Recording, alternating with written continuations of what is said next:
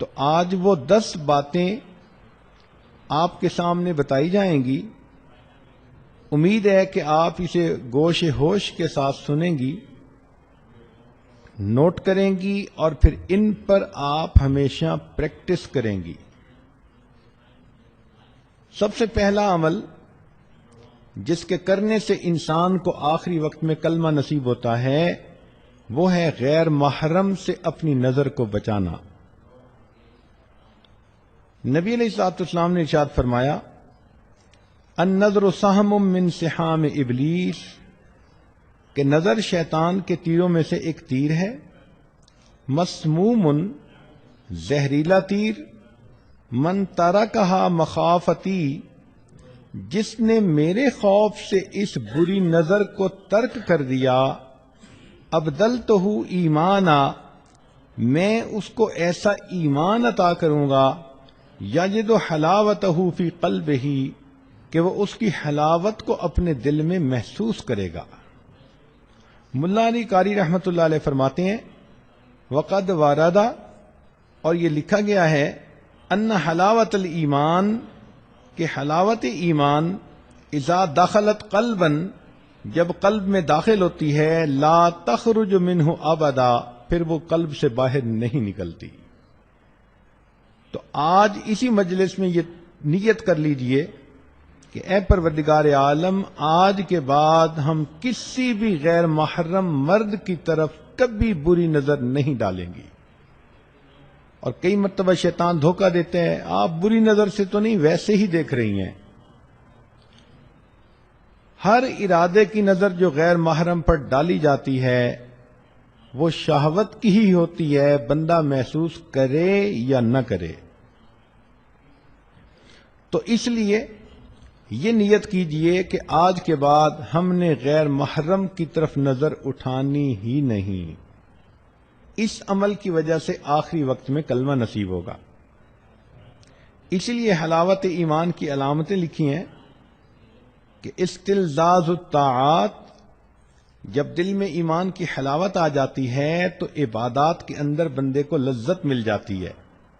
تلاوت کرنے کو جی چاہتا ہے، نماز پڑھنے کو جی چاہتا ہے، انسان کا عبادت میں نیکی میں جی لگتا ہے. ایثارها علی جمیع الشہوات، اور تمام قسم کی شہوات کو چھوڑ دینا بندے کو آسان نظر آتا ہے. تحمل المشاق فی مرضات اللہ، اور اللہ کی جو پسندیدہ چیزیں ہیں ان کو کرتے ہوئے جو مجاہدہ ہے اس کو برداشت کرنے کی عادت ہو جاتی ہے. پھر فرمایا کہ الرضاء بالقضاء فی جمیع الحالات، ہر قسم کے حالات میں اللہ کی قضاء پر بندے کو رضا نصیب ہو جاتی ہے. تو پہلا عمل تھا بد نظری سے پرہیز. یہ بد نظری فزیکلی بھی ہو سکتی ہے کہ آپ پریکٹیکلی کسی مرد کی طرف دیکھیں، اور یہ ٹی وی کی سکرین پر بھی ہو سکتی ہے کہ آپ ٹی وی کی سکرین پر کسی غیر مرد کو دیکھیں، بات برابر ہی ہے. دوسرا عمل جس سے کہ آخری وقت میں کلمہ نصیب ہوتا ہے، فرمایا مسواک کرنا. یہ مسواک کرنا جیسے مردوں کے لیے سنت ہے، عورتوں کے لیے بھی سنت ہے. علامہ شامی رحمۃ اللہ علیہ نے اس کا مسنون طریقہ بتایا کہ مسواک کرتے ہوئے 3 انگلیاں اوپر ہوں، چھنگلیاں نیچے ہو اور انگوٹھا سائیڈ پر ہو. وہ فرماتے ہیں مسواک کے بارے میں من منافعہ، مسواک کے فوائد میں سے یہ بھی ہے تذکیر الشہادت عند الموت، موت کے وقت بندے کو کلمہ یاد آ جاتا ہے. رزقنا اللہ تعالی بمنہ وکرمہ، حدیث پاک میں آتا ہے جو بندہ اہتمام کے ساتھ مسواک کرتا ہو، ملک الموت آتے ہیں اور 2 کام کرتے ہیں، شیطان کو اس سے مار کے دور بھگا دیتے ہیں اور اس بندے کو کلمہ یاد دلا دیتے ہیں. یہ کتنا بڑا انعام ہے کہ ملک الموت ہی بندے کو یاد دلا دیں کہ تیرے جانے کا وقت قریب آ گیا، تو مسواک کی بھی پابندی کریں۔ تیسرا، ایمان پر شکر ادا کرنا کہ ہم نے کلمہ پڑھا، ہم مسلمان ہیں، اب اس ایمان پر ہم اللہ رب العزت کا شکر ادا کریں کہ اللہ تیرا شکر ہے تو نے ہمیں ایمان کی دولت عطا فرمائی۔ اس کی اصول یہ ہے لَإِن شَكَرْتُمْ لَأَزِيدَنَّكُمْ، اللہ تعالیٰ فرماتے ہیں اگر تم میری نعمتوں کا شکر ادا کرو گے ہم اپنی نعمتیں تمہیں اور زیادہ عطا کریں گے۔ تو جو ایمان پہ شکر ادا کرتا ہوگا اللہ تعالیٰ آخری وقت میں اس نعمت سے محروم نہیں فرمائیں گے۔ چوتھا عمل صدقہ خیرات کرنا۔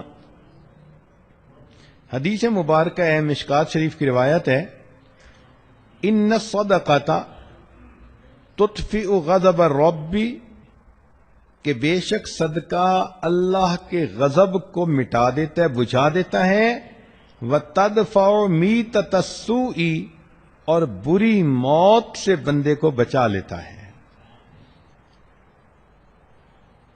ملا علی قاری رحمۃ اللہ فرماتے ہیں کہ ای تمنع انزال المکروہ والبلاء فی الحال، کہ یہ عام حال میں مصیبتوں سے اور ناپسندیدہ احوال سے بندے کو بچاتا ہے، وتدفع سوء الخاتمۃ فی المآل، اور موت کے وقت بری موت سے بندے کو بچا لیتا ہے۔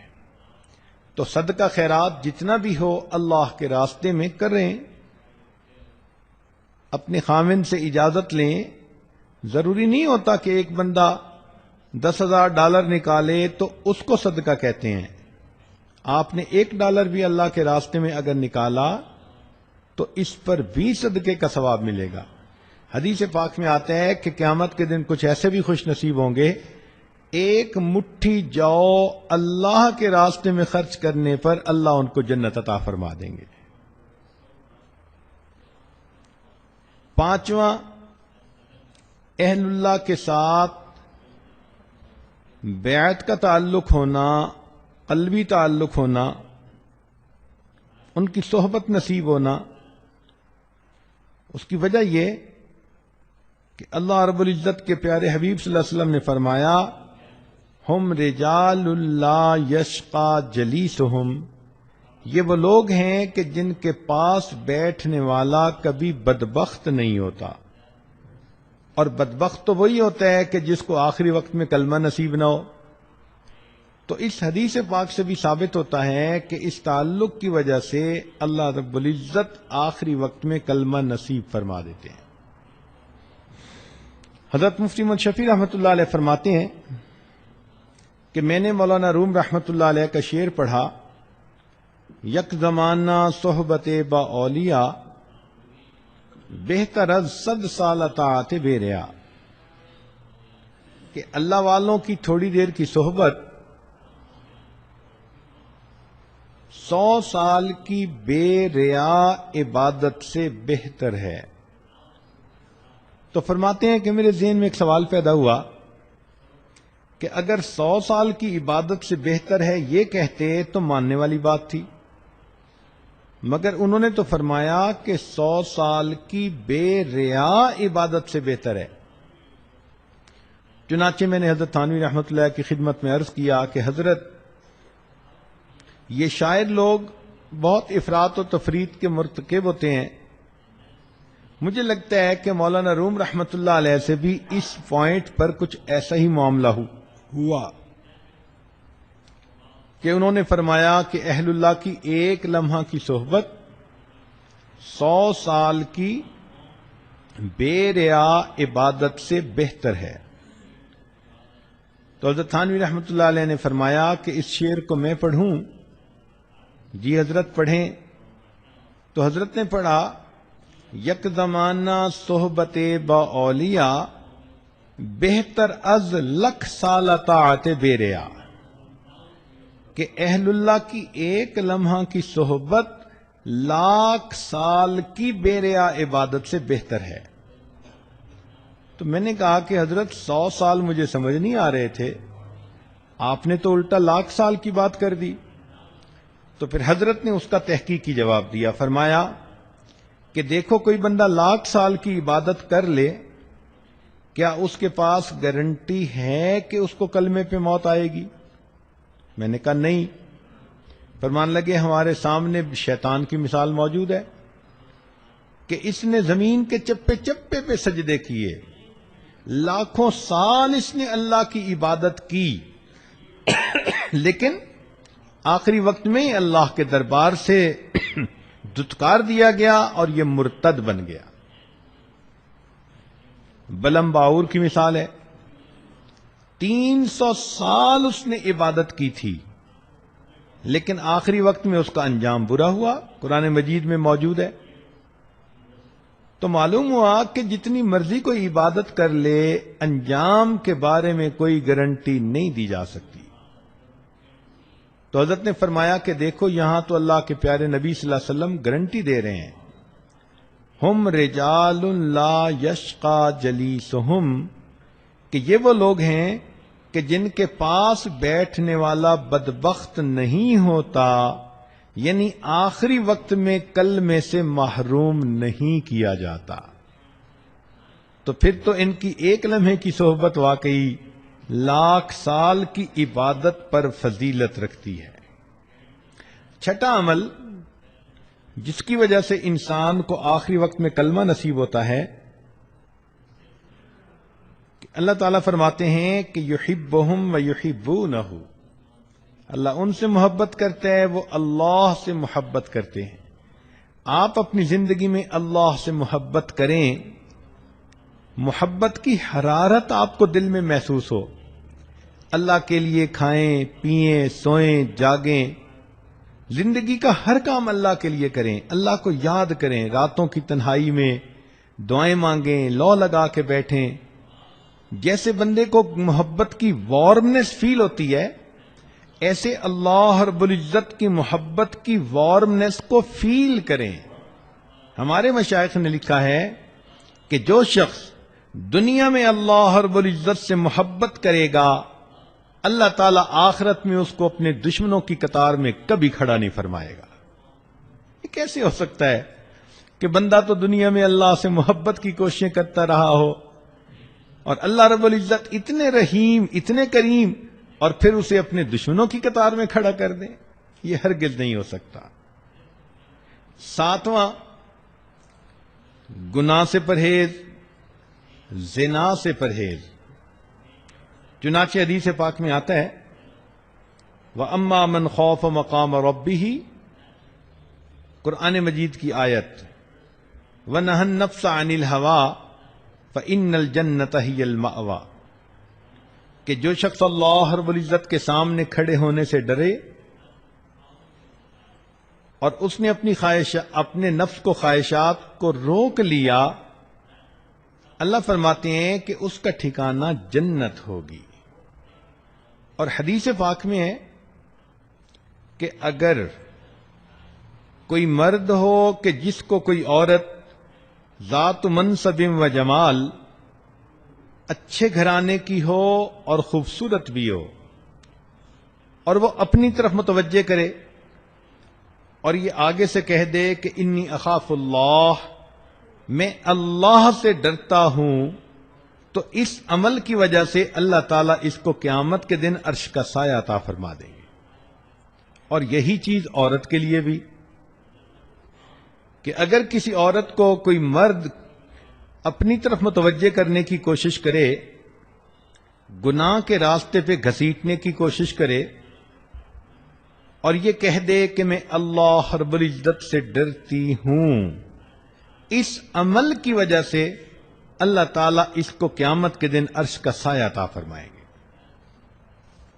شاید ہی کوئی عورت ہو، لڑکی ہو، جس کو اپنی زندگی میں قریب کے لوگوں میں سے کسی نہ کسی کی طرف سے ایسا اشارہ نہ ملا ہو۔ تو اگر کوئی ایسی کوشش کرے تو اس کا ایک جواب انی اخاف اللہ، میں اللہ سے ڈرتی ہوں۔ کوئی فون کے ذریعے رابطہ کرتا ہے، خط کے ذریعے رابطہ کرتا ہے، کسی رشتہ داروں کی محفل میں محبت بھری نظریں ڈال کر اپنی طرف متوجہ کرنے کی کوشش کرتا ہے، مسکراہٹ کے ذریعے اپنی طرف متوجہ کرنے کی کوشش کرتا ہے.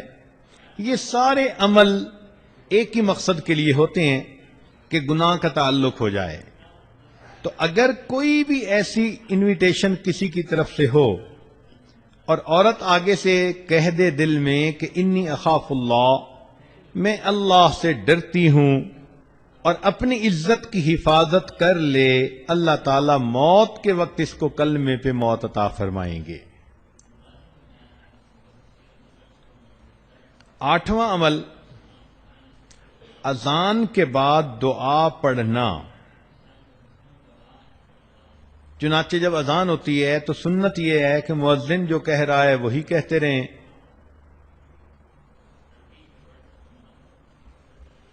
اور بعد میں پھر اذان کی دعا پڑھیں. بخاری شریف کی روایت ہے، نبی علیہ السلام نے فرمایا کہ جو اذان کے بعد یہ دعا پڑھے گا، حلت لہو شفاعتی، قیامت کے دن اس بندے کو میری شفاعت نصیب ہوگی. ملا علی قاری رحمۃ اللہ علیہ فرماتے ہیں، ففیہ اشارۃ الی بشارت حسن الخاتمہ، اس میں اشارہ ہے کہ اس کو موت کے وقت کلمے پہ موت نصیب ہوگی. اور حدیث پاک میں ایک دعا بھی ہے کہ جو آدمی یہ دعا مانگے گا تو اللہ تعالیٰ اس کو ایمان پہ موت عطا فرما دیں گے. اور وہ دعا بہت چھوٹی سی ہے، دن میں بھی مانگے رات میں بھی، اللہم بارک لنا فی الموت وفیما بعد الموت. اللہ تعالیٰ سے یہ دعا مانگیں کہ یا حی یا قیوم برحمتک استغیث. کلمے کی کثرت کریں،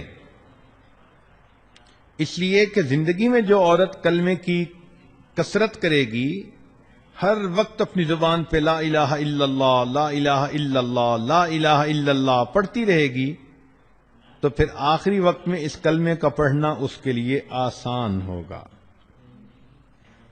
خواجہ فرید الدین عطار رحمۃ اللہ علیہ فرماتے ہیں، میں نوجوانی میں عطر کی دکان تھی اور میری ہزاروں شیشیاں ہوتی تھیں جن میں عطر پڑا ہوتا تھا.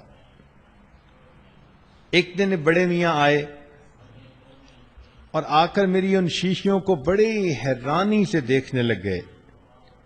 میں نے کہا بڑے میاں کیا دیکھ رہے ہیں؟ وہ کہنے لگے یہ دیکھ رہا ہوں کہ تیری جان اتنی شیشیوں میں اٹکی ہوئی ہے، یہ کیسے نکلے گی؟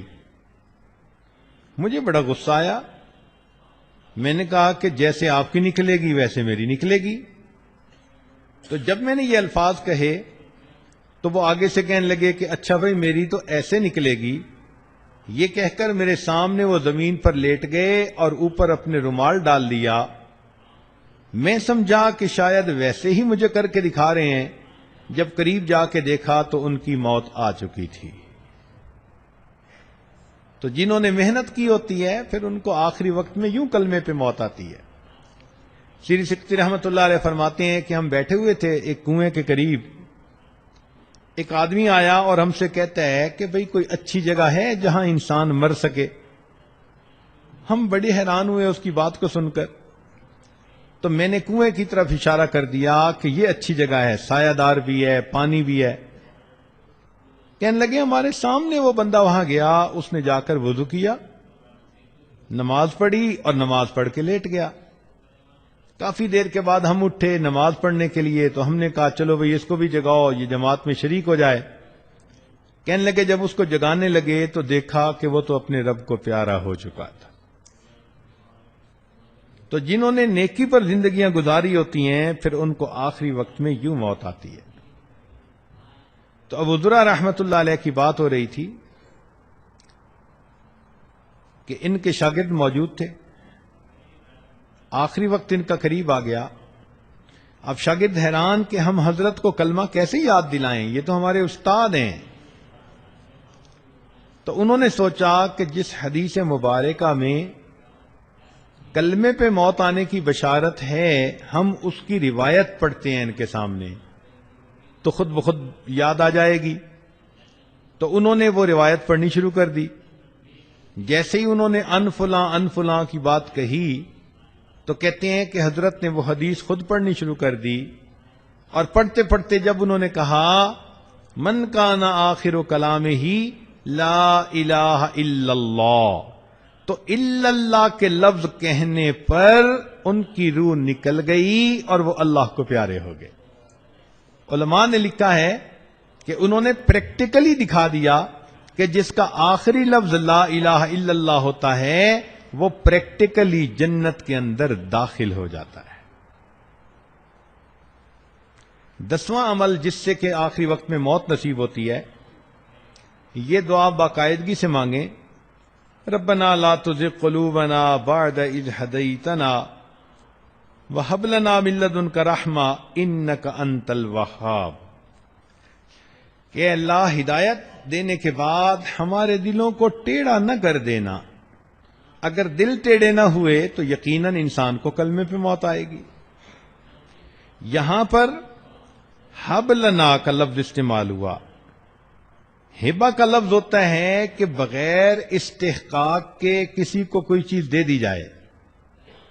تو معلوم ہوتا ہے کہ یہ جنت بندے کے عملوں کی قیمت نہیں، اللہ اپنے فضل سے جس کو چاہتا ہے عطا کر دیتا ہے.